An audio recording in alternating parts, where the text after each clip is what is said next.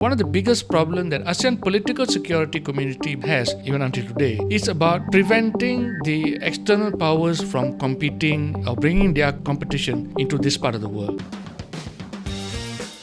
Welcome back to the Are We OK podcast, the podcast that talks about public policies and politics in ways that are accessible to you, the person on the street.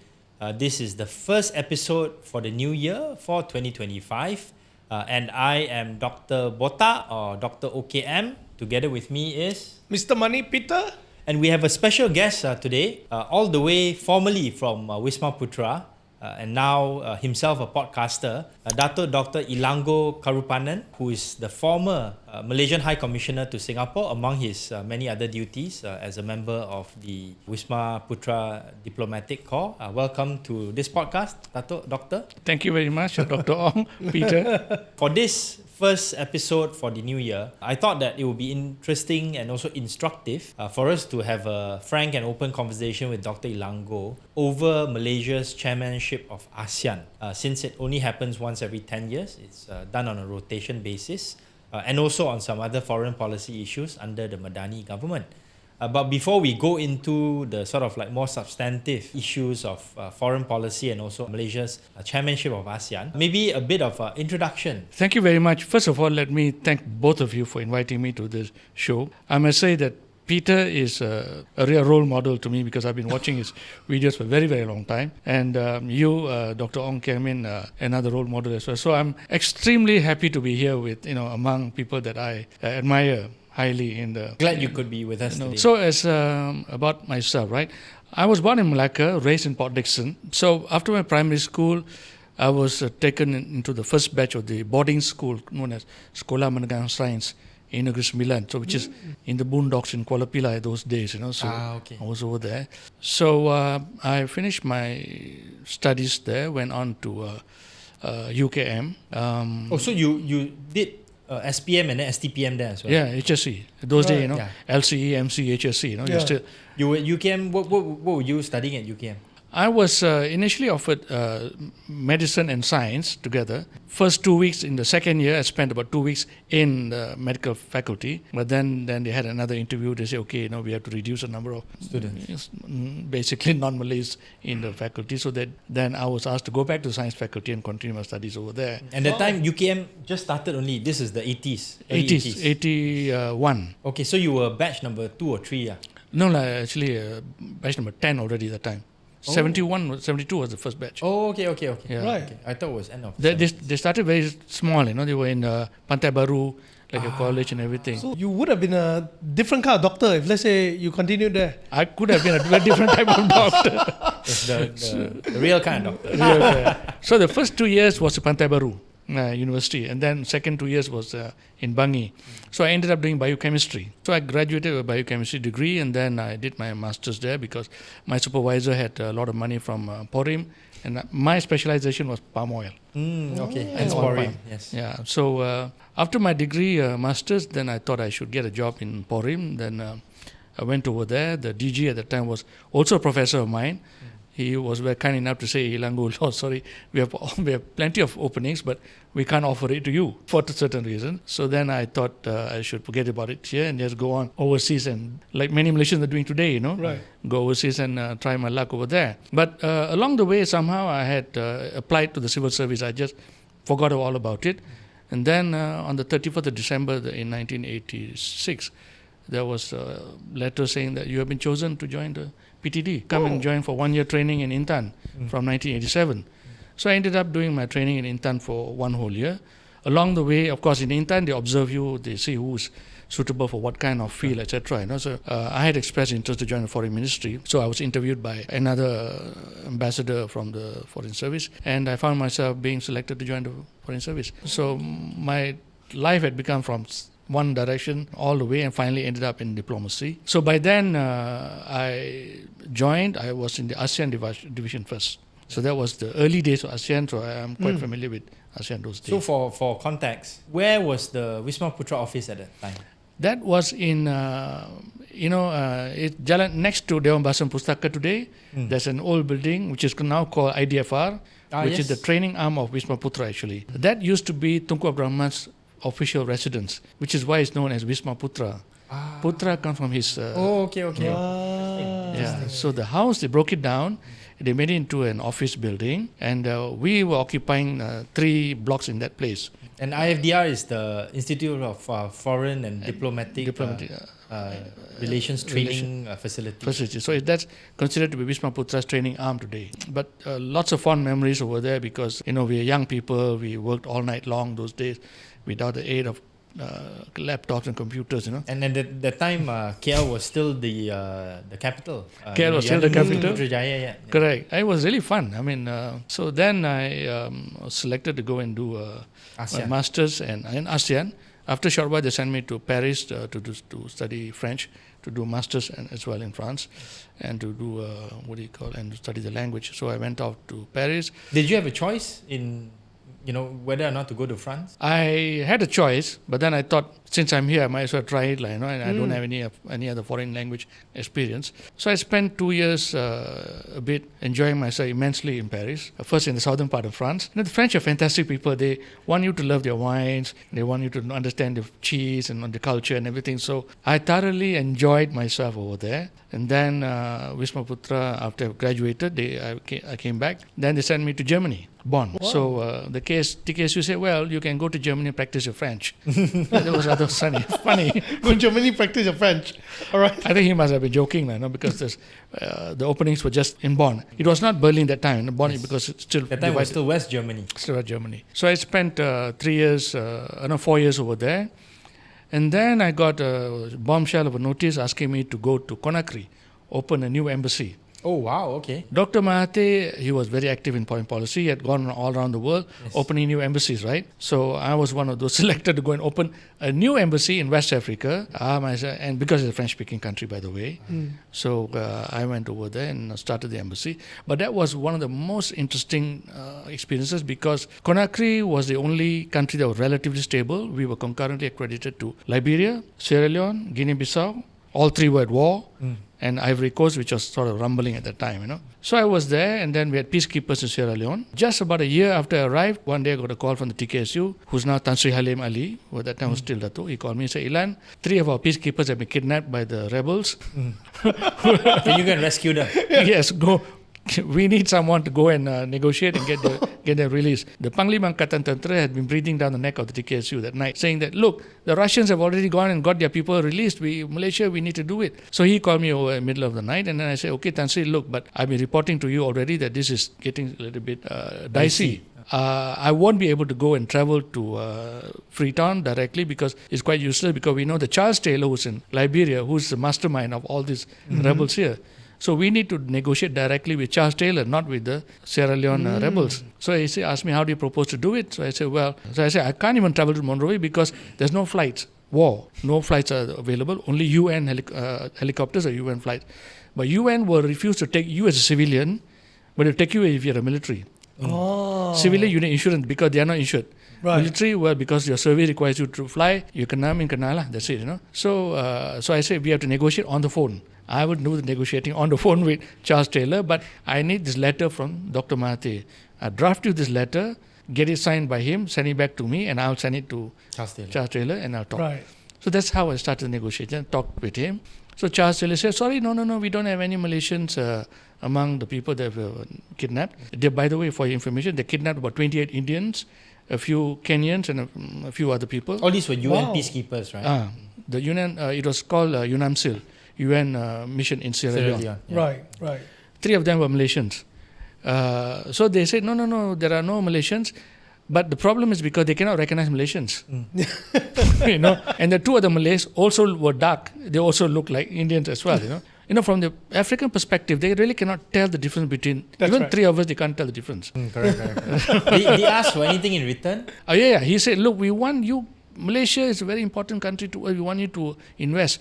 Malaysia had a rubber estate in Monrovia, outside of Liberia, owned by Guthrie, now part of Goodyear, So, and then he told me, look, there is a Malaysian group who's actually repairing our port of Buchanan over there, I said, no, I can't. My mind was telling myself, no, there are no Malaysians there. But obviously the man doesn't recognize who's Malaysian, right?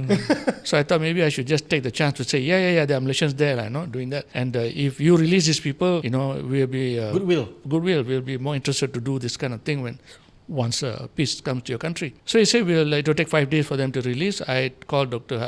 Dato Alim and told him 5 days. He also didn't ask me why, but apparently you know why, because there's no communication between the Monrovia and the man on the ground.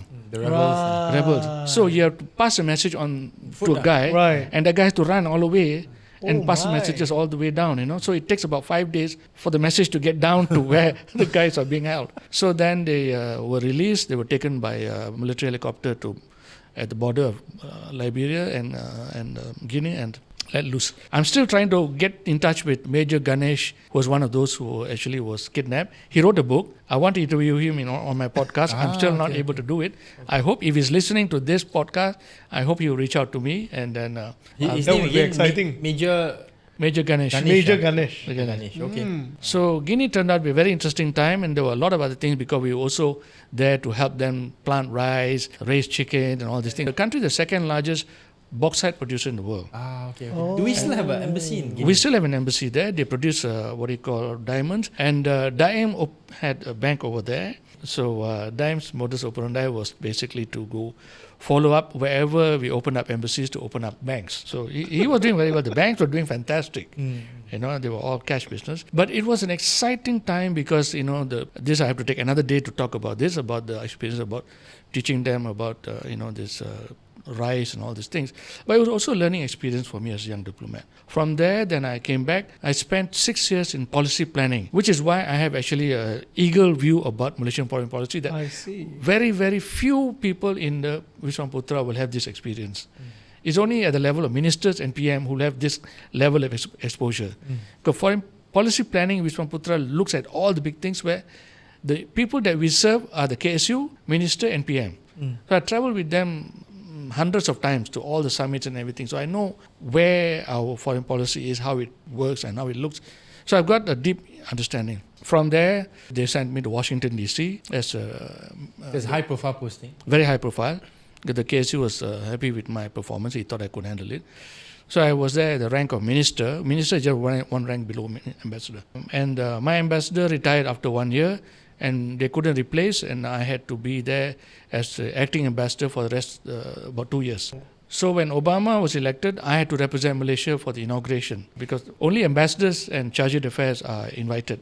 They don't invite foreign leaders. There's some talk now about Xi Jinping and all Xi that. Jinping. This it's difficult for them to handle because first of all, the logistics nightmare is a nightmare. They just cannot take any other people, and plus, the inauguration is a very peculiar process. It's not like a normal kind of thing. It's got a lot of very American culturalism inside. Those inauguration balls, for example. Balls and all the things. So where do you fit? If you are a foreign leader, surely you don't want to be like one of those crowd, right? So it'd be difficult for them to manage those kind of things, which is why ambassadors are invited. Right. Because you know the culture there already. We know the culture, and plus we'll be unobtrusive in what you call not obtrusive into the process, right? Of course, we have to be there. We participate in the ball and all the things, but plus I think it's also a very punishing thing because you have January 20th is the coldest day in the year. In Washington. You have to arrive 3 hours before the inauguration, and you're sitting on the Capitol Hill outside. Yes, correct. Not inside, outside. It's freezing cold. I've got my long johns, I've got few other layers, gloves and hats and thick coats. Plus, we've got this chemical kind of a thing, like a strip, where you can actually break and put into your body to warm you up. But 3 hours is too long. That thing becomes cold already, And then could you go to the washroom? Cannot go. Cannot also. Once you're there, you can't go to washroom. You're fixed there. Fixed. Plus, it was blowing, windy. It was a little bit shower, some small, little bit of rain as well. So we were there, but we were very close to where Obama was taking his oath. So it was very nice to see right up front. But along the way, you could see there was so much enthusiasm. America was coming back alive. There was the Bush. Ending of Bush period was sort of kind of a down. There was the economic crisis. And then they had gone through wars in Afghanistan, Iraq. So there's a lot of unhappiness. Obama's time was a kind of positivity, you know. People were crowding on the streets. People walking for miles to get there, you know. So I was there for about 4.5 years, and then I got a call from the KSU, Rastam, who told me that I hope you enjoyed yourself enough. We are sending you to Beirut as ambassador. Oh, wow. So I dare not ask why. I in fact asked him. So he said, "Why you don't want to go?" So I said, no, I didn't mean that. I said, I'm just wondering why. So, well, it's another posting. Just go and find out why. So I went to Beirut, ended up in Beirut. But that was also a very exciting place to be because, you know, it's all the time bubbling. In different ways. That's right. In different ways. Very different ways. And coming from Washington to Beirut is a real jarring experience because Washington, you know, is a developed country. Just like going from Bonn to Conakry. Where Bonn, everything works. Conakry, nothing works. Right? A country which had only 7 kilometers of roads there, you know, nothing else. Everything was there. Electricity 24 hours by generator, my house, you know. In Lebanon, same thing. Electricity is only 2 hours a day. The rest of the day is generator. It seems like every time whenever you get a posting, it is almost like a surprise bomb being dropped to you, right? Yes. Like, hey, would you like to go there? And you just go like, huh? Again, my goodness, again, all this kind of stuff. And then plus, I was very good friends with people like Fisk. Bob Fisk, yeah. Independent. Yeah. Independent, everything. He's So, the writer. Yeah. so he was actually my close confidant who tell me how actually things don't work in Beirut. Yes. You know, and Beirut was, of course, you know, known the city of spies, a lot of intrigue. You know, Tom Friedman was there also as a columnist. Friedman as well. at one point in time. I met him as well, and then Michael Young, and then all these people. So Beirut was, you have to keep your ears always on the ground. Like, hey, what's happening now? Because some rally might just turn violent, kind of stuff and all things. And in Lebanon, you know, gun is, everyone Widely can. available. Yeah. Yeah. You have a gun in the house, you have a gun in the car, and maybe 2 in the car, you know. You celebrate, you shoot in the air, you want to fight, you shoot in the air, etc. So just for your information, the Malaysian ambassador's residence was on the 12th floor of an apartment. This is very odd, you know. Normally, ambassador residence is a bungalow by itself, Yes. with security and everything. On the kitchen side, this was just before I arrived, some shootout took place just down there, you know. And this bullet had gone right up in the air and came back down in a parabolic curve, went through the kitchen window, smashed through the glass, very powerful, right went to cross the kitchen, hit into the cabinet, and because behind the cabinet was wall. And then the bullet actually stopped, ricocheted inside there, and stopped. So I'm just telling you this, that you could have just been washing dishes, And then suddenly a bullet will Yeah. fly. bullet fly by, you know, it could have happened to you. Another one victim of Beirut without having to be involved in any particular, it was that kind of a situation. Did you install a bulletproof glass window Nothing. right after that? Nothing. Even my car was not bulletproof, you know. So we had few experiences. Very interesting things as well, because I was stopped by Hezbollah one time. I'm going to do a podcast on that as well. My experience, how to negotiate with Hezbollah, for example. After that, What year was that? that was Beirut? 2010 to 2014. Okay. Then I came back. I was asked to head the European division. In this role, I was asked to take over the role as a lead negotiator for a treaty that we're negotiating between EU and Malaysia, known as the Partnership and Cooperation Agreement, which was stalled for a few years. And then the KSU PM Najib was already under pressure because he was all the time when the Europeans come by Kuala Lumpur, they always say, hey, please get this speeded up, you know. So he had enough of it. He told Wisma Patha, look, better get the thing sorted out. So my case, you say, it's your job now, you better sort it out. So I had to negotiate for 2 years, finally managed to sort it out.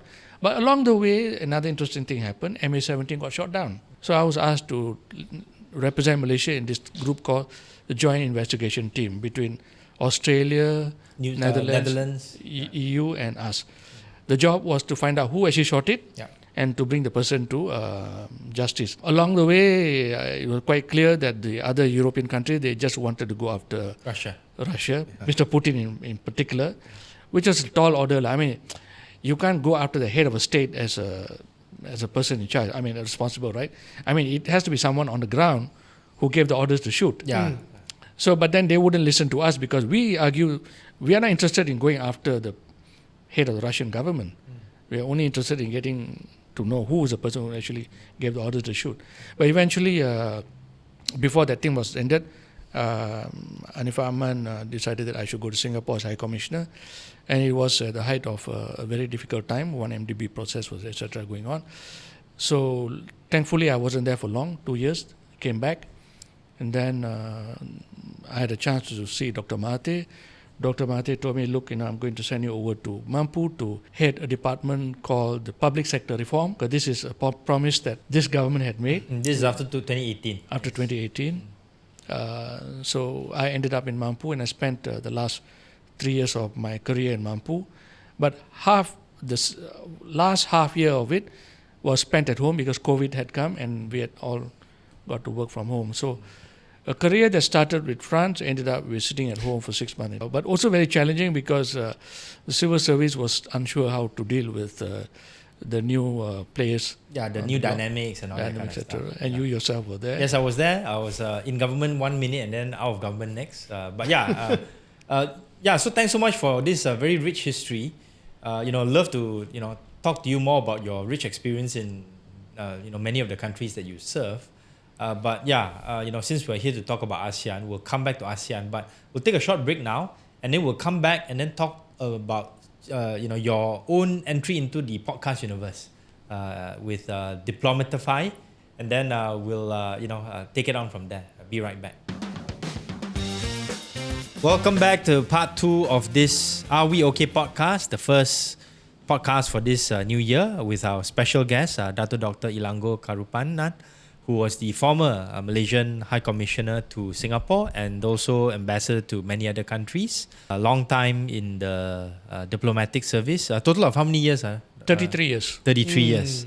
Before retiring, you retired officially from the civil service in 2020. So after that, one of the things that allowed us to connect was the fact that post-retirement, you like me, decided to join the podcast ecosystem, right? So you have your own podcast called Diplomatify. Can you maybe just tell us a little bit about what made you want to do a podcast? I must say that I actually was Peter again, You are a role model. I said, these guys are doing a great job. I think they are educating people on things that are important to the ordinary person. So I thought there are people who will be interested in some of those international developments. So I thought, rather than they getting the news from the rumor market, coffee shop, and all kinds of rumor speculation, I thought maybe somebody should bring it down to a level that people can actually understand. Yes. So Diplomatify basically is analyzing or explaining about certain international developments in a way that is easy for people to understand. So I started by talking about things that I know about. They're all about topics that I am actually very, very familiar. I don't talk about things that I do not know very much. Like, for example, I haven't said anything about Europe, although I can talk about it, but I consider ASEAN, BRICS, these kind of things, and Middle East to be much more closer to me. Yeah, you've also talked about issues to do with the South China Sea, for example. South China Sea. These are all, because I've been involved in the negotiation for many, many years, so I can talk about those at length. Is it easier to go and share your wisdom and to explain these things to the general public as a retired diplomat? Yeah, you're right. I mean, it's much more easier to do it as a retired person. But of course, I don't say a lot of other things as well that sure. I know. You're very measured and careful also. Yes. We have to be that way. Secondly, because details are not interesting to many people too, because they will actually be lost in the content. You want the big picture things going on. Because at the end of the day, people are generally concerned, is that going to be a problem for me? Is my life going to have to be adjusted? Do I need to make certain adjustments? Or maybe sometime are there opportunities for me? These are sort of things that I try to talk to. From what I understand, you actually shoot a lot of the videos yourself. All of them myself. Okay. And then the editing also? All myself. Like I say, it's a 3-man show. It's me, myself, and I. Okay. Yeah, and I've seen some of the videos. It's good quality. Okay. Yes. Thank you. When you talk about some of these issues, right? Obviously, you draw from your rich diplomatic experience. Are there areas where you find it to be a little too sensitive for you to even try to explain? So, for example, if let's say, since you were in Singapore, if let's say somebody brings up the issue of water tariff between Malaysia and Singapore, definitely a very sensitive issue. Dr. Mahathir would occasionally still bring it up, even now. I think he released a statement on this 1 or 2 days ago. Would you feel sort of like a little bit held back to delve into some of the details of these topics? I think some issues, obviously, I wouldn't want to say dwell on it. For several reasons. One, it is sensitive. There are many details which are actually not pleasing to talk about. We have done it, we have gone through them, but I think it's really not useful or helpful to talk about it now. The other reason is that there are also things that I feel that I'm not fully aware of some more details at the background. Because some of these things actually got a very long roots going behind. Like say, for example, the talk about KTM land. We know the KTM land has been basically resolved, sold and blah, blah, blah. Yeah, this is the one in Singapore. Yeah. Exactly. But the story is actually very deep. It goes very, very far. It touches a lot of places, lots of actors, personalities. A lot back and forth. Back and forth, which I think, and I'm not fully aware of many of the details because they go back very, very far behind. Right. So I think it's not useful or helpful for me to talk about those kind of things which I do not know. Similarly, we were to talk about 1MDB, for example. Again, I was tangentially involved in it, but I do not know a lot of stuff. I rather talk about happy things like, for example, the positive thing that looking forward, say Johor, Singapore, Special Economic Zone. Yes. You have spoken about it. Yes. I think those are something much more useful to talk about because I think at the end of the day, what is important to keep in mind, I keep this in mind because there are about 340,000 Malaysians depend on Singapore for the livelihood. They need to go up and down, travel up and down as well. So there is a whole lot of people whose life and ecosystem is connected to good, stable relationship between Malaysia and Singapore. So I want to talk about things that actually build that positivity rather than bring negative kind of thoughts, etc. But there are challenges in terms of there's positive stuff definitely, but there are also challenges in terms of some policies regarding, let's say, entry of vehicles in and out of Singapore, in and out of Malaysia. And probably one of the things that I've also noticed along the way is as ASEAN and Malaysia as a whole grows richer and more developed, you get a lot more movement of people within the ASEAN region, right? Yes. And that also affects the kind of diplomatic relationships that we have with Indonesia, let's say, right? Whether it's people who are coming as people in the construction sector, the maids, professionals. And then now we see a lot more people coming from, let's say, Thailand, Vietnam, even the Philippines, right? Yeah. So, those are important issues for us to discuss. Yeah. Well, since we're talking about ASEAN, maybe we can pivot a little bit and talk about ASEAN Chairmanship, big picture, which is, something that many people may have heard of, but don't really know the relevance of, right? People say, okay, Malaysia is the chair of ASEAN in 2025, which is this year. We were last chairs in 2015, so it's on a rotation basis by alphabetical order. So before us, it was Laos. After us, it's the Philippines. So maybe you explain to the man on the street or the person on the street, why should Malaysians care about Malaysia chairing ASEAN? ASEAN, first of all, is a very important organization because it encompasses 10 countries now in the region. Maybe going to add one more later on, East Timor. Fairly soon. I hope it's going to happen during Malaysia's chairmanship, the formal admission. So that would make 680 million people living in this place. Total GDP of 3.7 trillion US dollars, yes. US dollars, which I think Dr. Ong knows very well. We are the fourth or fifth largest economic powerhouse today. So why is it important? Because as a chair, we get to put up initiatives which, first of all, improves or helps the lives of many ordinary people. I grew up at a time, for example, when you look at the back of the passport, there used to be a long list of countries where you couldn't go. Countries like Cambodia, Laos, Vietnam, North Vietnam, China, Albania, all these countries you couldn't visit. In Southeast Asia, there are already 4. Communist countries. But today, you can. I actually did it 2 months ago. You can take a flight, go to Saigon, just get out, take a Grab, go to a hotel, do the stuff like that, finish. Go to Phnom Penh, same thing, get out of the airport, take the Grab again, no money change, no nothing. And there are lots of people who are buying and selling stuff from different parts. I know many Malays buying small stuff from Vietnam and selling it for a small profit over here. A lot of golf, I'm a golfer myself, so golf shirts, attire come from Vietnam. These are not thinkable those days. Lots of small people are benefiting from this ASEAN integration, which today we take it for granted. 20 years ago, this was not possible. 30 years ago, 40, 50, 60 years ago, it was totally new universe altogether that we are seeing today. But thanks to countries like Malaysia, which have held the chairmanship not just now, we have done this several times. Each time we have been in the chair, we have advanced new initiatives. I mean, all other countries as well. 1992, Singapore's idea was to have this ASEAN free trade. AFTA, free trade, and which is why today we have the ASEAN Economic Community. ASEAN Community, for example. And then when we were chair in 2005, when I was in the policy planning, we are the one who advanced the idea of the ASEAN Charter, East Asia Summit. All these are areas where we can actually extract value.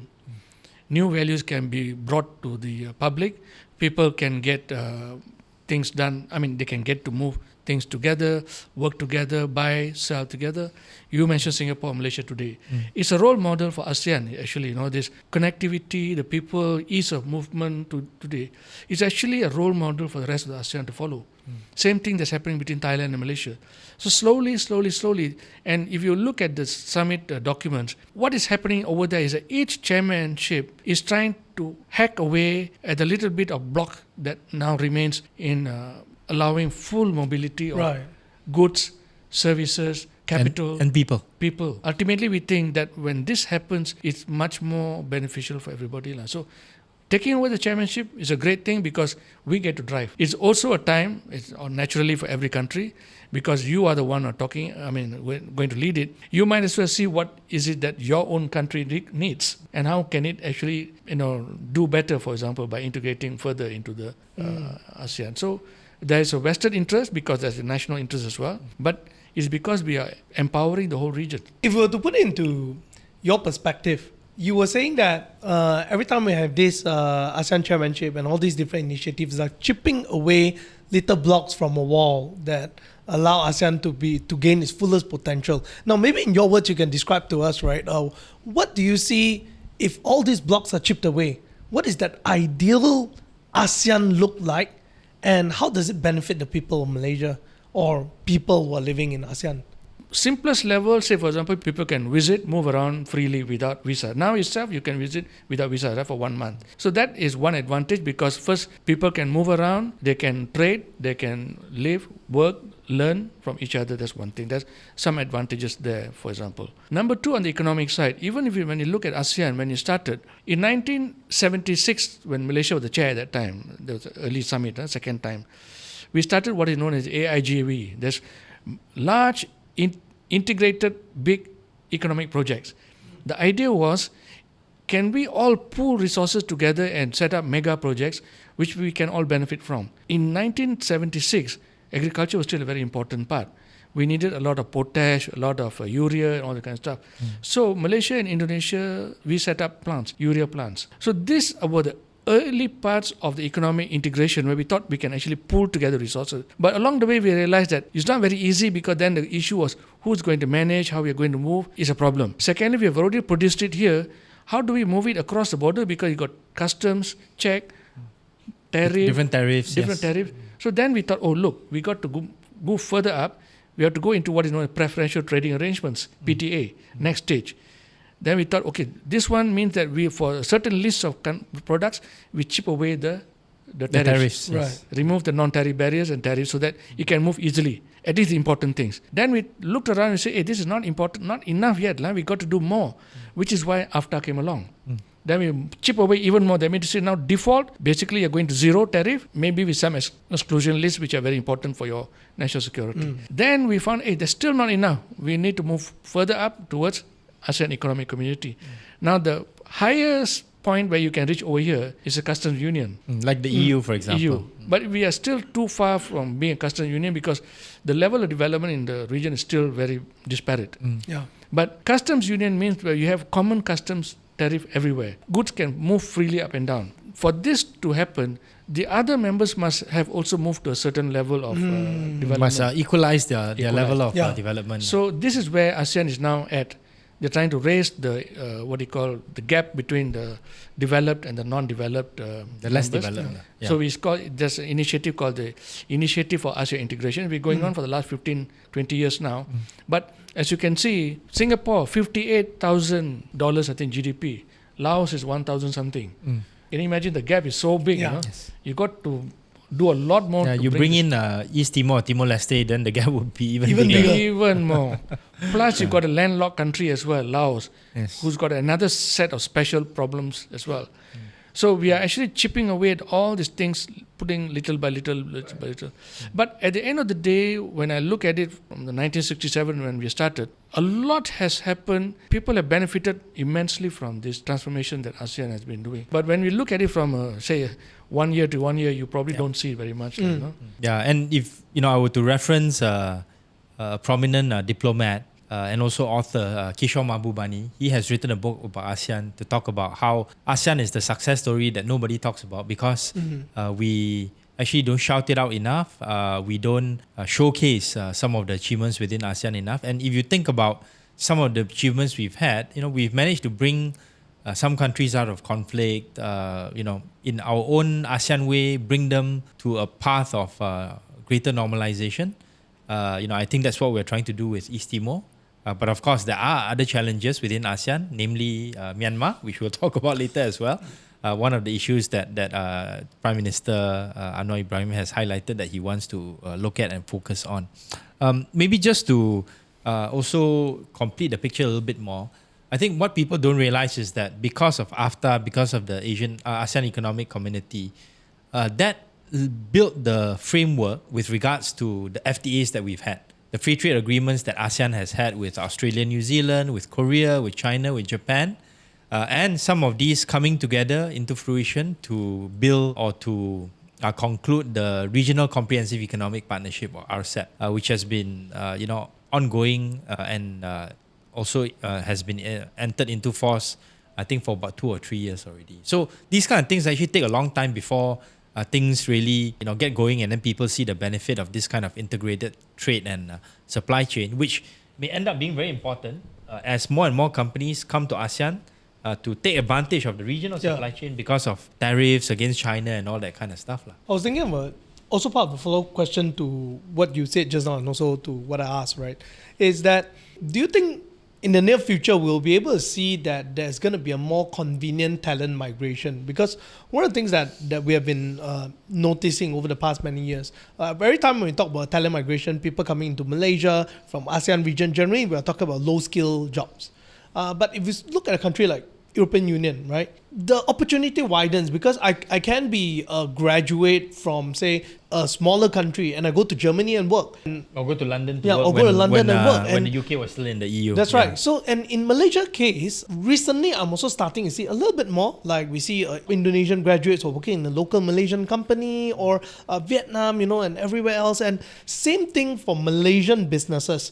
There are many Malaysian businesses who are looking out and they are saying that, hey, there are quite a lot of opportunities in Laos, or everywhere else. But to go, Indonesia. but to go about with it, it's more complicated. Unlike in European Union, where you just uproot yourself, just move there, you can figure out your way as you go along. But here you don't get the privilege still. Yeah. So do you think there will ever be such a day to happen for us?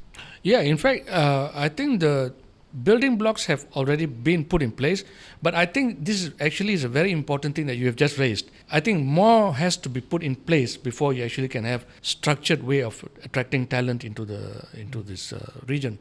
There is this ASEAN Universities Network. That's one level of discussion where I remember this is about 15, 16 years ago, there was discussion about trying to not harmonize, but trying to see how the curriculums are sort of set up so that they basically don't compete with each other or complement each other in terms of training people and getting, And you probably could have, greater student exchange and student mobility as Correct. well. Yeah. And what we lack is that we lack the European institutions like Erasmus, for example, which they actually support scholarship mobility across countries. Countries, yes. We don't do it because the issue of employment is still a very touchy thing.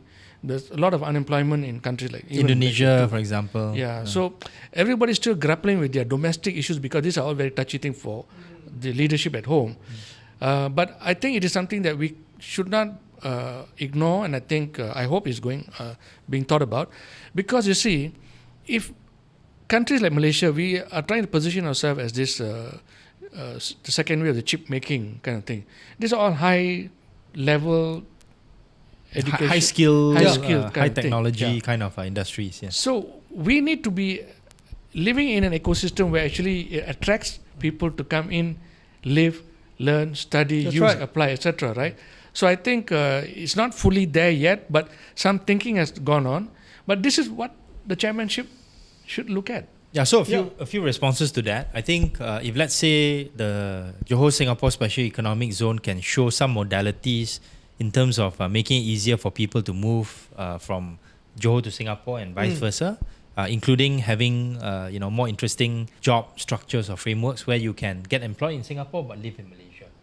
If let's say this kind of model can work, then maybe we can have other mini models between, let's say, Malaysia and Thailand, or even Philippines and Indonesia. There are these growth triangles that have been used as models before, but maybe the success factor hasn't been that high. So the GSSEZ would be one. The other one would be maybe to try to pull together the different initiatives that has to do with these digital nomads. Right? It's very popular after COVID. Thailand has their own program. Malaysia under MDEC has the Dirantau program. Singapore and Bali also has one. So is it possible for us to tie these programs up and to try to experiment with them? And then the third area I want to bring up is the role of the private sector within the ASEAN Chairmanship, which is something that has gone parallel to the formal government kind of pathways and also tracks. This is things like that's under, for example, the ASEAN Business Advisory Council, ASEAN-BAC. That's the private sector that complements what the government is doing. And this year, as Malaysia is chairing ASEAN, ASEAN-BAC, the chairmanship is also held by a Malaysian, Tan Sri Nazir Razak, who's also doing different things together with different companies to push forward some of the agendas we talked about, including mobility of people, of students, of workers and things like that. Yeah. I think if that can be a success, then it's probably a very good opportunity to make Malaysia into a hub for certain industries, especially like semiconductor area when it comes to data analytics and stuff like that, because of the data center, right? Yeah, that could make Malaysia position ourselves for greater success for the next 10 years. Yeah, attract talent and capital. And even in services, for example, you see, when we are talking about, one thing that I noticed is lacking, because I was asked to come and give a talk to an insurance company. Insuring certain levels of certain activities is missing on a regional level.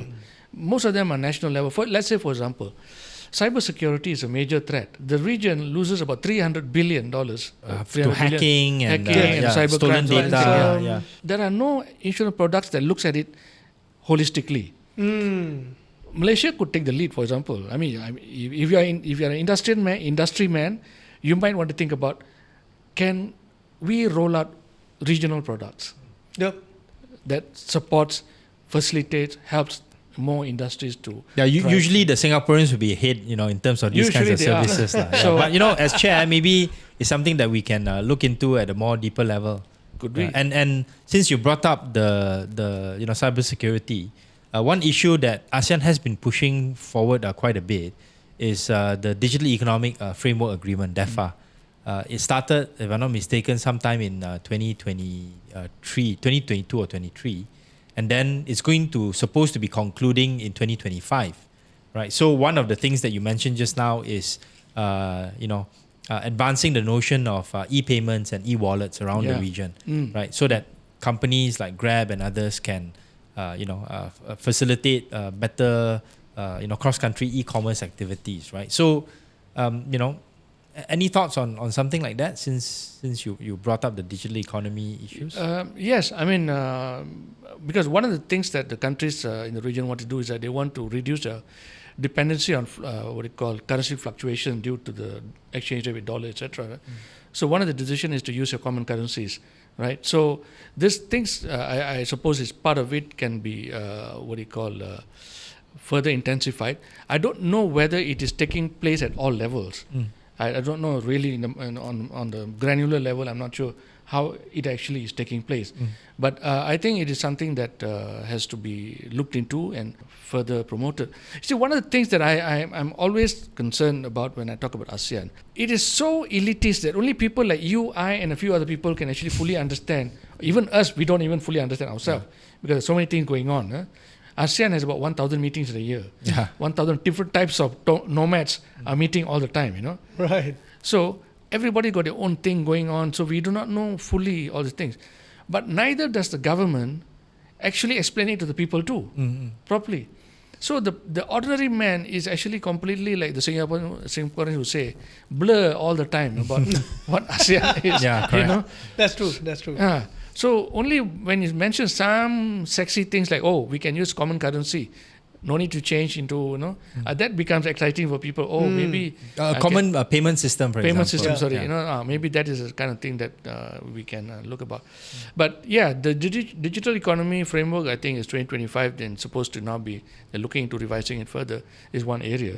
But then there are other things that I think that are also looking at, for example. There are plenty of things going on, even in the ASEAN area alone, There is this thing called this, the customs are also trying to sort of regularize their own, platforms. E-invoicing, things like that. But I think there's something they call the ASEAN Customs Transfer System. Yeah, so I think that's the idea behind that is actually to make it easier for shipment of goods across so that you can digitalize or electronic, make it easier in electronic forms.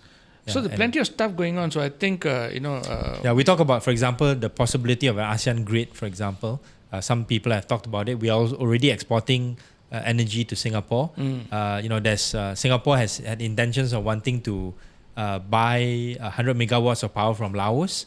Right, so they need to get Thailand agreement also for that. Correct. We talk about the possibility of linking up, Malaysia all the way to China using a rail system. Yep.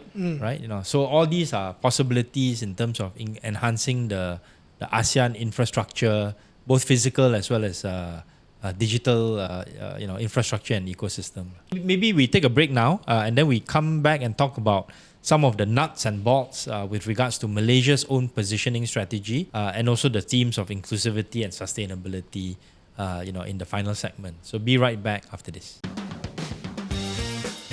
Welcome back to the Are We OK podcast together with Dato Dr. Ilango Karuppannan, who is sharing his thoughts with us about ASEAN, specifically Malaysia's chairmanship of ASEAN this year.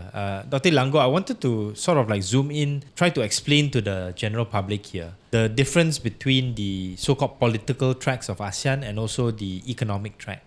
And I think from my understanding, the economic track is mostly handled by MITI. Right? They have an ASEAN division. There's certain things that have to do with, for example, the Digital Economic Framework Agreement, the ASEAN Economic Ministers meeting. All this is actually handled by MITI. And then there's also the other track, which is handled by WISMA, to do with the more political stuff, maybe things to do with the code of conduct with regards to South China Sea, even discussions on the extent to which we have not moved forward on the 5-point consensus with regards to Myanmar. Can you explain to us the difference between these two tracks and specifically focus more on the political track and discuss what Malaysia can or hope to achieve in that track? The ASEAN community has got is made up of 3 communities. So it's not just 2, actually 3. One is the ASEAN Political Security Community. These are all the political and all these issues that Dr. Ong mentioned just now. And it's held or led by Wisma Putra and a few other ministries, for example, which are related to it, like Defense, BINDEF, they're all part of the whole ecosystem. Then there is this ASEAN Economic Community type of issues. MITI takes the lead, but there are also other ministries which are also allied to the whole thing. MOF, Finance, for example, yes. They're also part of the whole thing. They also play a role. Then there is this ASEAN Socio-Cultural Community. Yeah, the people to people. People to people, the connectivity, the women, folks, entrepreneurship, all these things are. This one, there is no one ministry that takes the lead. Many ministries are involved in this whole thing. But I think for this year, from what I understand, the Ministry of Tourism seems to be taking the lead on that particular aspect. Yeah, I've been told, yes. Okay. I mean, it's well and fine because it's good for somebody to do that role, but I'm not sure whether that's the best choice, but the minister is a very active man, so maybe that's the reason why. Yes, active is the right word, but probably other words can be used to describe him as well. Yeah. So, in terms of you wanted me to talk about the politics political, side, right? yes. Yeah. So, the ASEAN political security community basically looks at things like, for example, how to keep the region stable. Because one of the biggest problems that ASEAN has right from the beginning, even until today, is about preventing the external powers from competing or bringing their competition into this part of the world. Southeast Asia has always been a very attractive place for major power competition. The meetings of the different powers, contestation. For one, because the geography is very important. There is South China Sea, Straits of Malacca, so Shipping lanes. shipping, 90,000 ships every year, with so much money going through, so much things happening. It's happening. This is a real happening place. We want to put it simply, you know. Yeah. So everybody wants to have a say in how the things happen. Americans want to have it. Russians want to say that. China, of course, is a big player. Currently, the contestation between China and America. But we in the Southeast Asian region, we don't want this contestation because we are friends to both. We need them both for many reasons, right? So we don't want an ugly competition taking place here where eventually we will be forced to take sides. Because we know for a fact that the 10 of us are not on the same page. Some are closer to one compared to Some the are other. closer to one and some others closer to the other. Because we all have different perspectives, right? Different interests. Yes. Interests as well. And our concerns are also somewhat different as well. So naturally that means that we will take certain positions which are not it could be conflicting with other member countries. But we don't want this to happen. So the main thing that the political group of people try to do is that we want to prevent this competition from taking place. So we are insisting all the time that this thing called zone of peace, freedom, neutrality must be respected by everyone. Zopfan.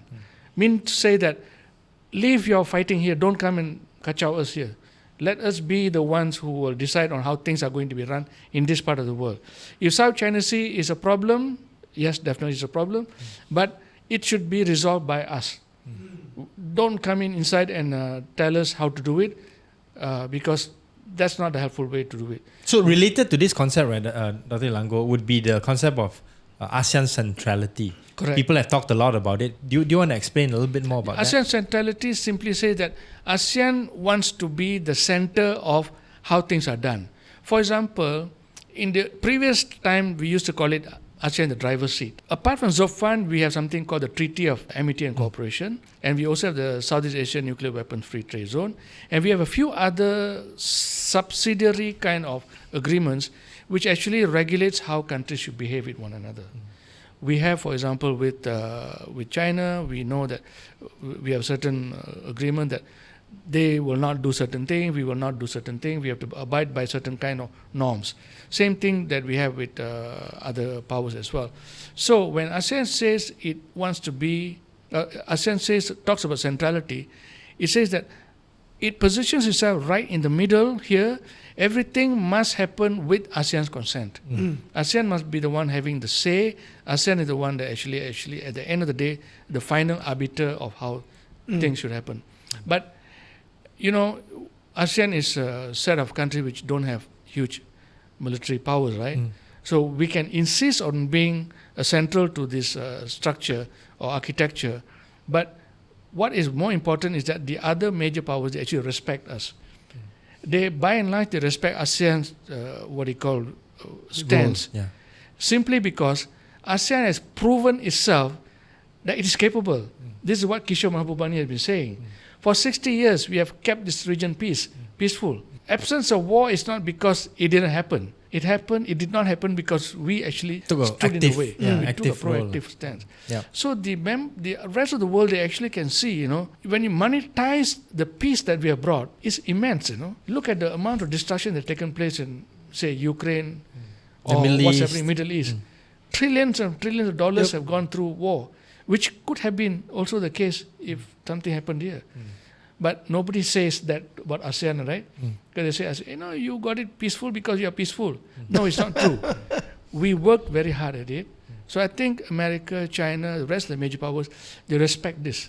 That's the reason why when ASEAN says that ASEAN centrality is important, they take a step back and listen. But of course, it's getting much more difficult today because situation is changing. Becoming more complex. The struggles are becoming more difficult. America is more anxious because China is creeping up very, very close to them. So they want to find different places where they can actually compete. So they will use things like, for example, the Quad, and then China would rely on sometimes BRICS, So exactly. all these different kinds of geopolitical contestation. But since you talked about the issue of peace in ASEAN, can I draw your attention to the situation in Myanmar? Right? Because that's the thorn in ASEAN side now. It was a challenge to accept Myanmar to come in the beginning as an ASEAN member, but I think it had to be done. And then, of course, when there was a democratic transition with Aung San Suu Kyi being freed and there being elections, you have a new government, things seem to be on the up and up. Investments even were going into Myanmar. But then with the military coup, things have become much worse. From an ASEAN meeting standpoint, including Malaysia's chairmanship, how does this Myanmar issue figure in the larger scheme of things? First of all, because the Myanmar situation never been settled, it's always been a turbulent place right from the beginning. Malaysia has a very special role here because we are responsible for bringing in Myanmar. This is the reason why when people are actually very excited when Malaysia is taking over the chairmanship, because it's because of you they are inside. Now you got to sort it out. So it's sort of like the problem is ours to sort of play the role there. I don't agree with that, but that's how it is seen out there. The fact that Myanmar is still unsettled means that we cannot fully realize many of those things that we want to do in ASEAN. Myanmar is not just a problem for itself, it also is a problem for others as well. One, the turbulence in the country creates very fertile ground for plenty of transnational crime to take place. Yep. Right? The border with China, for example. Thailand. Exactly. Plenty of nefarious activities are going on. There's gun running, drug trafficking, smuggling, trafficking, women, people.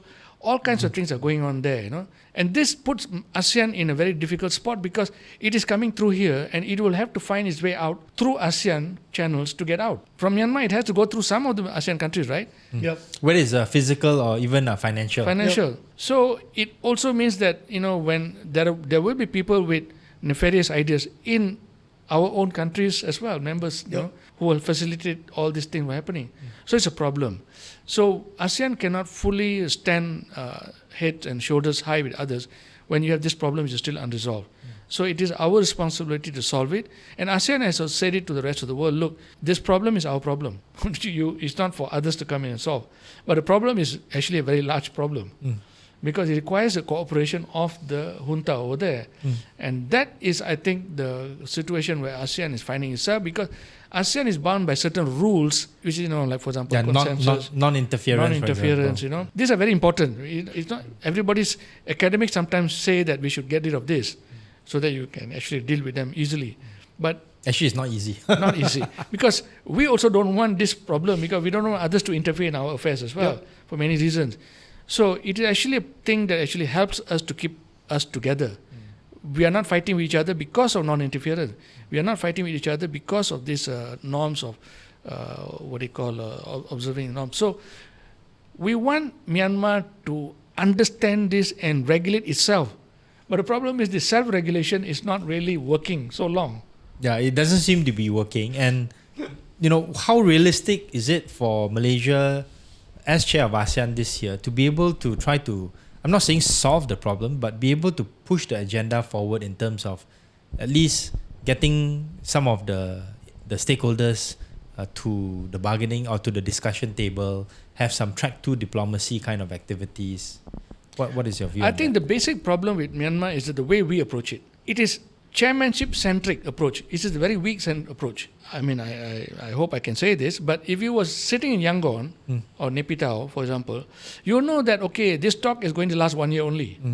After that 1 year, somebody else will take over the show, and then you can still play them off again and again and again, and you can continue this because you know that there is no long-term consistency for ASEAN to attack this problem. So I've been saying that it should not be an ASEAN chairmanship-centric approach. We should have a new setup altogether somewhat different, which actually looks at Myanmar problem across time frames. It Right. doesn't have to be related to Malaysia alone or Philippines or Thailand. It also relieves the chairmanship from this pressure as well. So almost as if you need to have some sort of a special representative, Exactly. and some sort of a more permanent office Correct. to manage those problems. Correct. So it's not like a Malaysia's special representative on Myanmar whose job will end after 1 year Yep. and they can play you off. They've done that with Indonesia as well, right?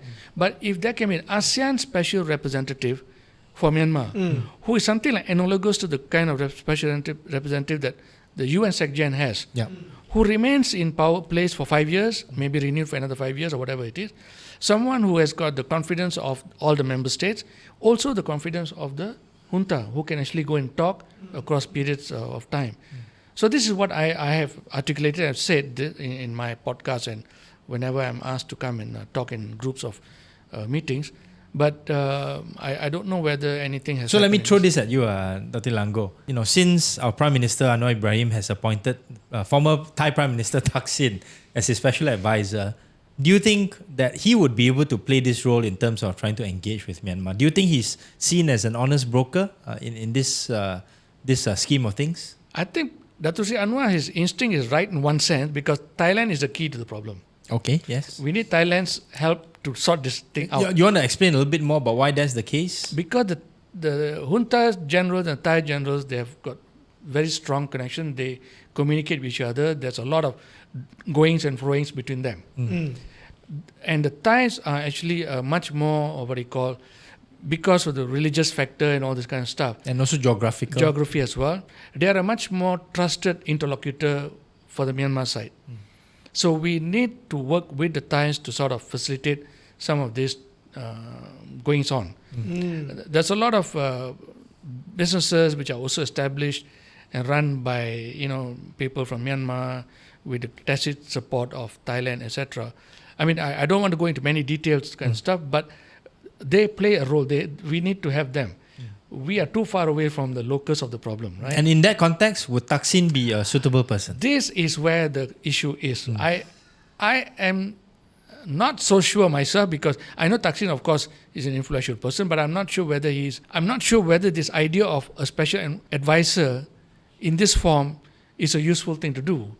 I mentioned this now. The person should be someone who is acceptable to all the member countries and also acceptable to Myanmar. Thaksin obviously is acceptable to Myanmar, I think so, but is he fully acceptable to all the member countries? There's a question mark here. Is he fully acceptable to his own government as well? Correct. There's also a bigger problem there. So the issue is where and how credible his words are, his actions are going to be. And also the issue that you brought up just now, continuity. Right? If he's going to be just Anwar's advisor for 1 year, then again, Back to the same problem. they're going to say that, look, whatever you say, you can only say it for 1 year, and there's no guarantee that the next chair of ASEAN will come in and give you this role again. Exactly. Yeah. So it would have been a much better exercise, in my opinion, humbly speaking, to establish an ASEAN special representative. And then if Thaksin can be appointed to that position, that would be well and fine. Because I understood that everybody's agreed that we want to create this post and that everybody's agreed that we are going to appoint this particular person into that post. And his job specs or job scope will be much more well defined compared to what it is now. Exactly. Yeah. And we will be relieved of the pressure of dealing with it. Yeah. Because now he is going to report in a summit to all the summit leaders what he has been doing, how things have been going on. Because he will have to also link with the UN Special Envoy. What standing does Thaksin have with that person? Because his position is not official. Not official. So it's a very murky situation. But I mean, I as I said, there are many things I do not know the background, so I cannot really comment on some of these things. But there could be other things. I mean, there could be friendship, for example, because it's old friendships. Thaksin was very kind to Dato Sri Anwar when He was in difficult times. Yeah. So I think it's also natural for a human being to reach out to another old friend as well. So maybe that's happening. I'm not sure. Yeah, we'll come back to that when we talk about Prime Minister Anwar's foreign policy direction. In different areas, even outside ASEAN. But yeah, I mean, it seems to me that you have some concerns on the Myanmar part. What then do you think of the role that, for example, the EU or the Americans can play in this context? Or are they probably at a point in time whereby they are too distracted, EU with what's happening in Ukraine, and then the US with their own domestic policy issues to really have anything meaningful to say or do in Myanmar? Yeah, I think you're right, partly because the US and UK, Europe are both fully occupied with their own domestic issues or neighborhood issues. I think both of them are actually they don't see Myanmar as a major priority for them. Because as far as ASEAN's in the show, they know that this thing will not blow up. Yeah. It will remain bubbling there. It will continue for years. It won't be like the Middle East. Won't be the Middle East. So it's a problem that we can completely ignore. Let them handle it slowly on their own. Can stop. But it's not good for us. Because ASEAN has got its own agenda. It wants to move forward. It doesn't want to be stuck with this issue here, right? So this is where a problem situation is happening for us. The role that America and the rest of them can play, yes, because as I said, the Myanmar issue is not an issue that can be resolved entirely only by ASEAN. ASEAN, yes. Because it has to involve players like China. It also has to involve other countries outside of the region as well. Yeah. You have to bring them all together before we can actually resolve the problem of Myanmar. Because Myanmar problem has got several dimensions, right? There's the refugee dimension, as I mentioned to you earlier, the transnational crime dimensions. Yeah. There is a political dimension as well. Political legitimacy, challenge. Yeah. The structure of the country. These are all things that require support and help from other kinds of people. The NUG government, so to speak. NUG government, for example. And then the junta's lifeline is who are the lifeline for this junta and all the kind. All these players all have to be and you also have those separatist groups, the Karens, the Shans, who are also having all their own militia and government. Yeah. So currently we don't talk to any of them. We only deal with the junta because our SOP is we deal with the people who are in government. Formal government. Yeah. Formal government or formal government, right? But the problem is that there are so many other players who are actually running their own governments inside Myanmar. Yes. And if we don't talk to them, you can't resolve this thing. Sure. Yeah. So, very complicated issue. One thing to also tap your brain on, another complicated and sensitive issue, the whole idea of the discussion that we are having, ASEAN is having with China vis-a-vis the code of conduct, right? So, just for reference for our readers, I think one approach that China has been taken with regards to South China Sea negotiations is that they want to do it on a bilateral basis, right? China talk to Vietnam, China talk to Philippines, China talk to us. But ASEAN's position has been, different in the sense that we want to negotiate, as a whole, right? And I think having that strength in numbers vis-a-vis a divide and conquer kind of policy that China may be using, that is seen as something that's advantageous to ASEAN. So, any thoughts on this? You're right, totally right. China's position has always been that it is a bilateral problem. It should be resolved bilaterally. But in 1992, that's when we actually broached this thing. We finally, ASEAN said, look, we have to have something collective because you cannot at all resolve it bilaterally because there are some claims, for example, you mentioned 4, right? There are only 4 countries which are claimants, which is Malaysia, Philippines, Vietnam, and Brunei. Not Indonesia, because Indonesia is in Natuna Sea, which is somewhere else, and not Taiwan, because Taiwan is actually, as far as we are concerned, is China. It's part of China, right? So these are only the 4 countries. Now, there are some places where it overlaps between Malaysia and China. And sometimes and Vietnam. And sometimes Malaysia, Philippines, and China. Exactly. So you have places where the 3 countries overlapping, some places 2 countries overlapping, one place 4 countries overlapping, all these things. So you cannot resolve this bilaterally. You have to talk with more than one country to do it, which is why China basically agreed. But the problem is that I don't think they are fully committed to the whole thing because they also know that ASEAN is not getting its act together. See, when we started the whole thing, we said that the 4 claimant countries will have to get their act together first. In terms of knowing what our negotiating position is. So the process always was a 3-step or 2-step process. Claimants will meet first. 4 of us will meet. Right. And then we'll bring in the 6 other ASEAN member countries. We'll tell them, look, this is what we agreed. So you all have to say the same thing. This is a script that you are going to talk. Right? This now it become an ASEAN thing. Yeah. Then we bring in China.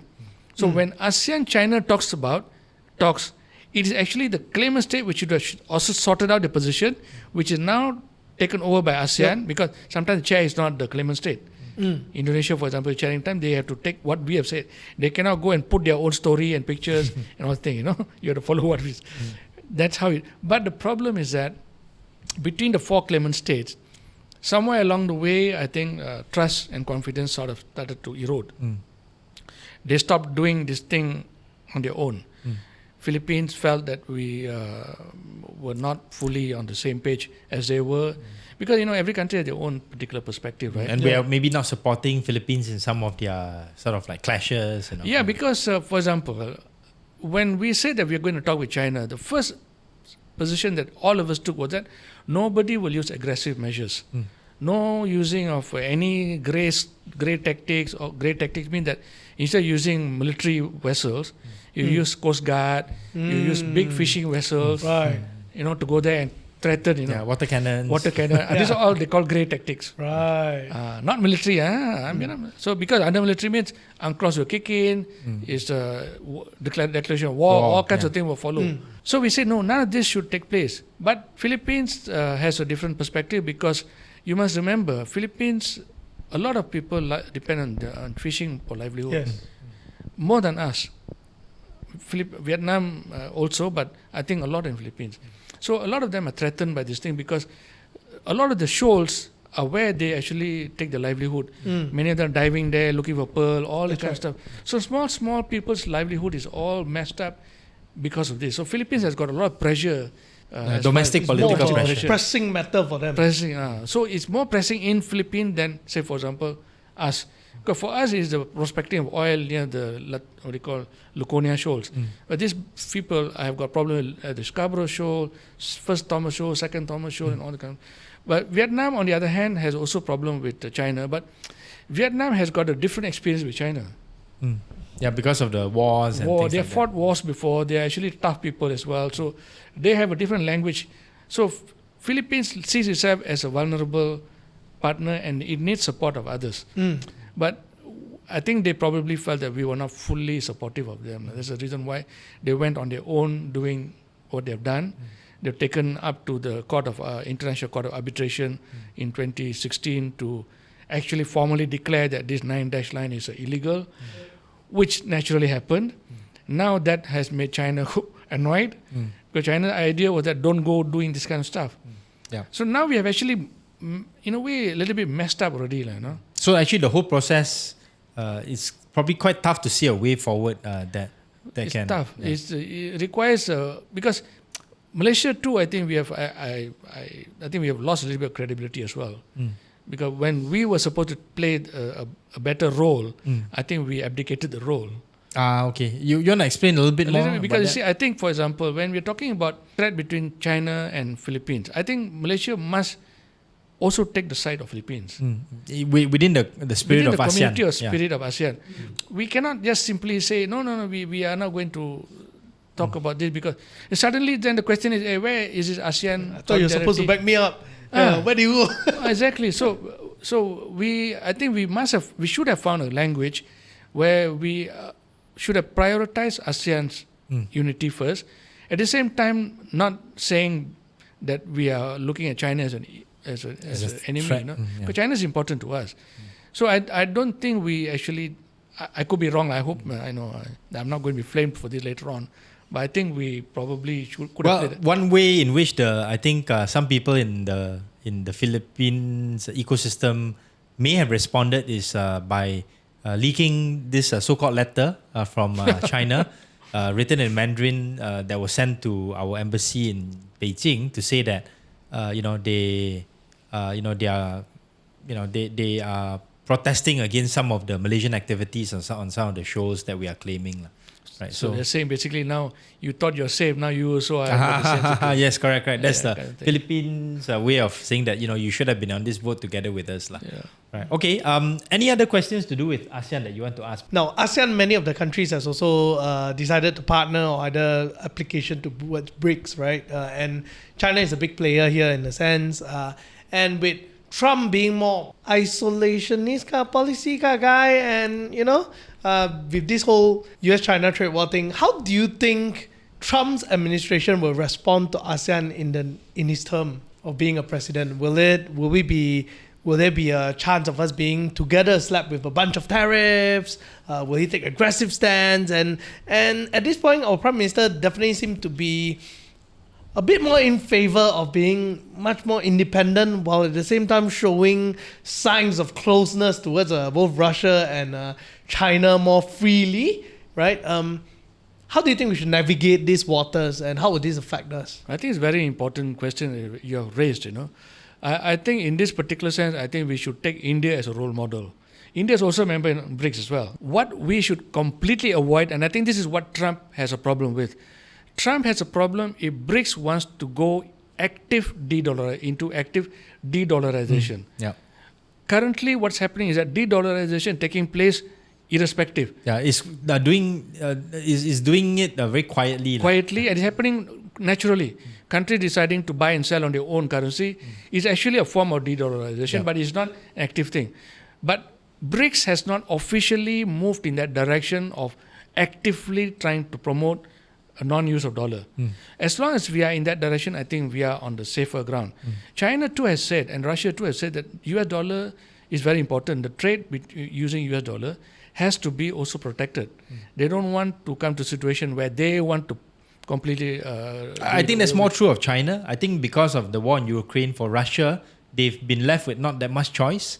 So they are looking for alternatives. And that's why a lot of their trade has been shifted to China and to a lesser extent India. India, correct. Yeah. But I think for what Malaysia should be careful, and I think we should advocate the BRICS members to also think along the same line, is that we should stay away from the discussion about de-dollarization. The discussion should be about promoting intra-BRICS trade, intra-BRICS commerce, intra-BRICS cooperation, that kind of thing. I mean, if de-dollarization happens as a result of this as natural consequence, well, then it's a different ball game that we are going to have to play with America. But if we come out there saying that we are getting together just so that we can get rid of the dollar, then it becomes an issue, and you probably have issues of tariff coming along.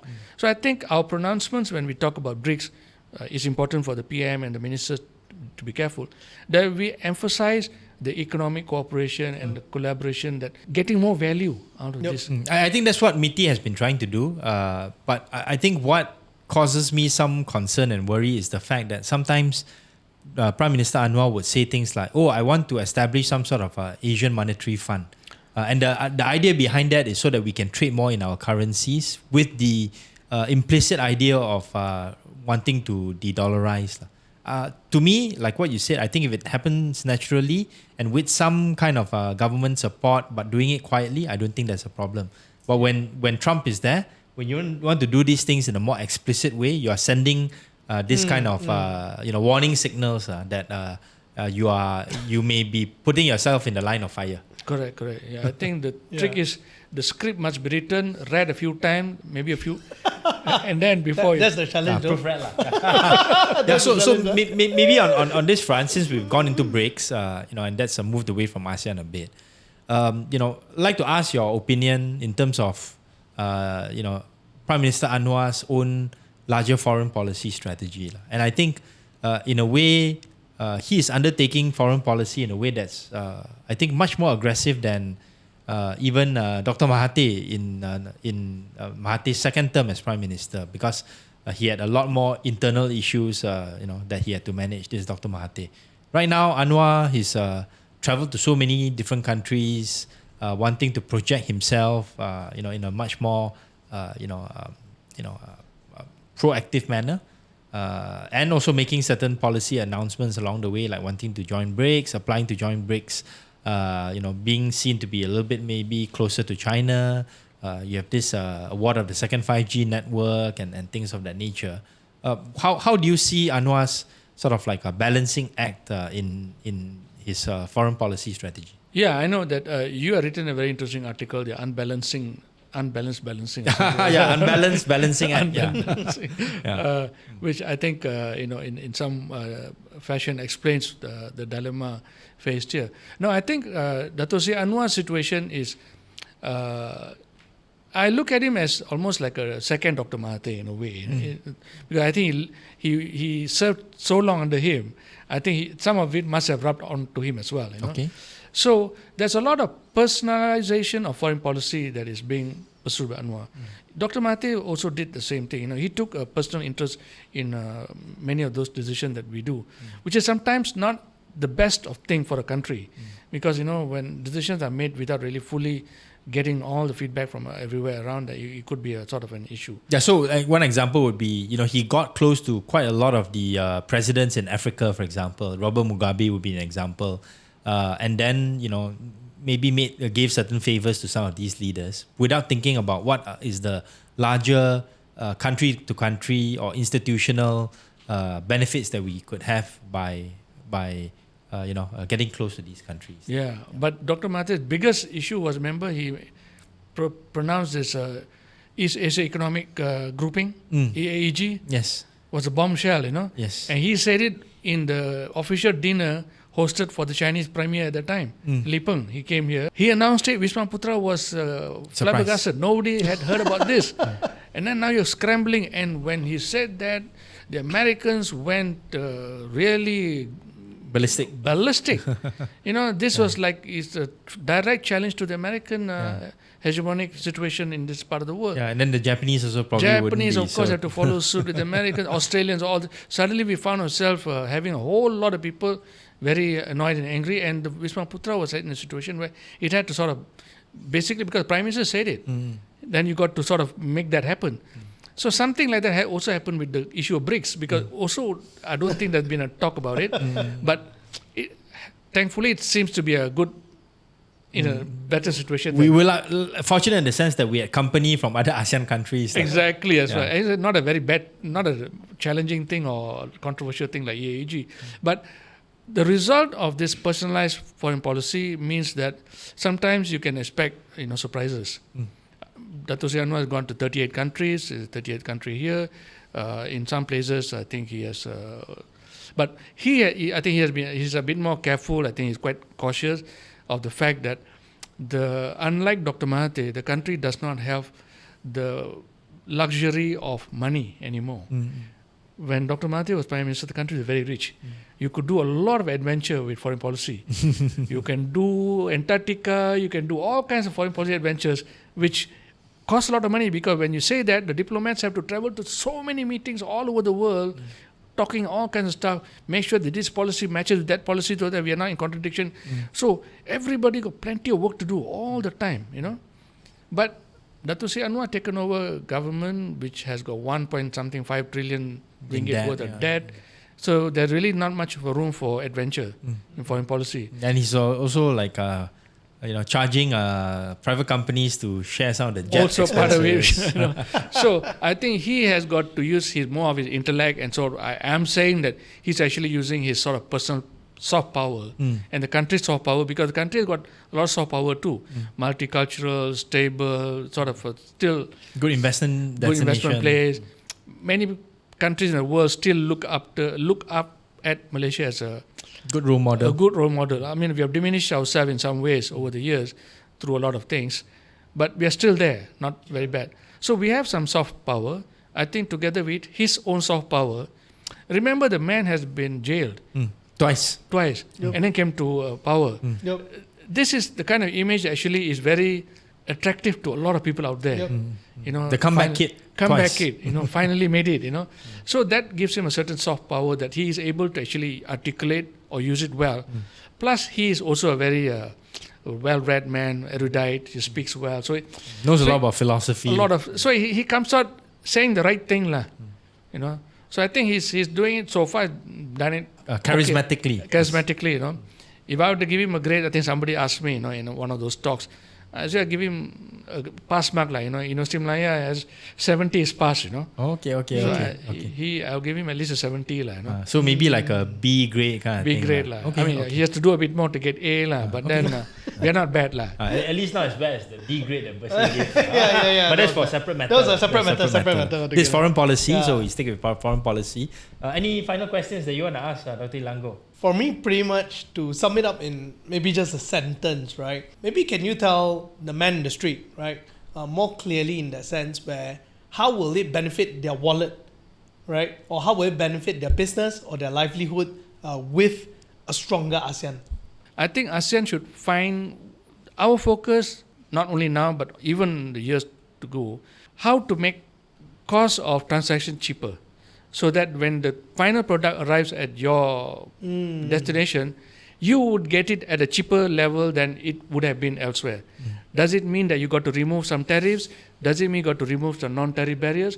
Does it mean you got to harmonize some custom specs or anything else? Look into all those kind of things. So that's what we, ASEAN MITI, should be doing. Looking at all those places where you can remove the cost so that final product comes to the consumer cheaper. So his ringgit goes further. That's one problem. One thing that he wants to, I'm sure he would like to have that.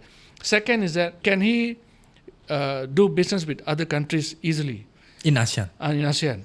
So we need to find out what are the blocks over there. Does it require any particular certification, certain qualifications, any kinds of stuff?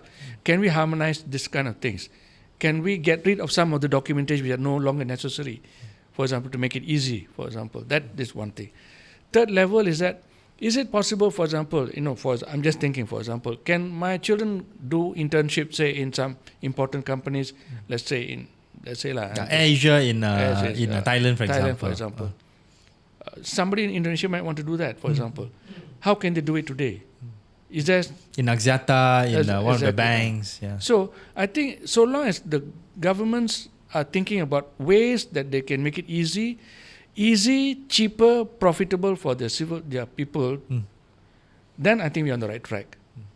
Yeah. So it means that many things got to be done, not just one. Yeah. Like I told you, ASEAN got 1,000 meetings, which means that 1,000 types of activities are being done every year. Let's hope that some of them are actually thinking like this line. As you were saying that, right, I think one thing came across my mind was that I think just like usually when we are very familiar with certain things, we can't know like Penang State is famous for what, this place is famous for what. But I start to realize that actually we don't have a list for ASEAN itself, right? We don't know what country is famous for what. Number two is like, if let's say ASEAN is really that important as a thing, it shouldn't be only after so long. Now only we talk about ASEAN because we are chairing it. It should be an agenda that every year that Malaysians will look forward to and say, hey, ASEAN Summit is going to go on, right? Like, what are they going to discuss? And I think this is something that will actually help because, like you were just saying, right? Nowadays we have so many golf products coming in from Vietnam, and that gave a lot of opportunity to small businesses in Malaysia to actually do well, right? And many business opportunity there, and that's the only thing I know because I play golf. But I'm pretty sure there are a lot more things that I don't know that just because I'm not involved in. Yeah, and I just to wrap things up, I heard about this example of a Malaysian businessman in the semiconductor ecosystem, the E&E ecosystem in Penang, who has gone out and acquired a company in Thailand who's in the auto business because they are part and parcel of the supply chain for one of the global EV companies, right? So these are stories which we need to go out and amplify and tell a bit more. And I'm sure that this will not be the last time we'll be talking about ASEAN in 2025. Maybe we can get the chair of the ASEAN Business Advisory Council, Tan Sri Nazir, to come and share his vision later on in this podcast. On what the private sector can do to align the interests of the private sector and also of the governments in ASEAN. So with that, thank you so much, Dr. Ilango, for this very illuminating conversation. Thanks so much for your patience in listening right through to the end. If you haven't done so already, please click the subscribe button so that we can continue our upward trend towards hopefully 100,000 subscribers by the end of the year. Yeah, we're at about 31,000, and at the same time, don't forget to also listen to Dr. Ilango on Diplomatify. That's we'll put it in our notes in terms of the link, and see you next week.